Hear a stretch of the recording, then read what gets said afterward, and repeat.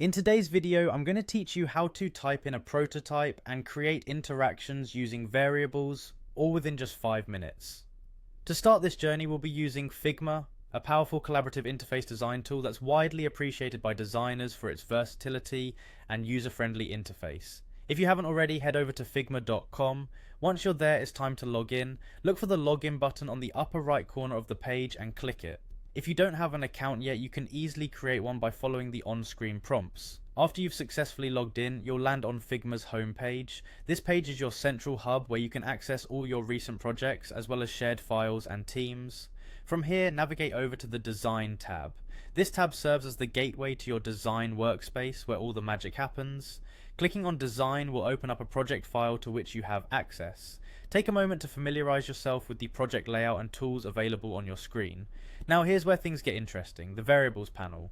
This feature is incredibly useful for prototyping as it allows you to create dynamic interactions. To open it, locate and click on the Variables option on the right side of your design workspace. In the Variables panel, you can see different types of variables you can work with. For the purpose of today's video, we'll focus specifically on number variables, as they are fundamental in creating dynamic user input interactions. Click on Number to create a new numerical variable. At this stage, what you're doing is essentially setting up a placeholder for user inputs or dynamic data that can influence your design's interactivity. You can name this variable anything you like, but it might be helpful to use a name that clearly describes its intended purpose or value, ensuring that you and your team can easily identify it later. By doing this, you're enabling your prototype to respond to user interactions in a way that's both engaging and informative.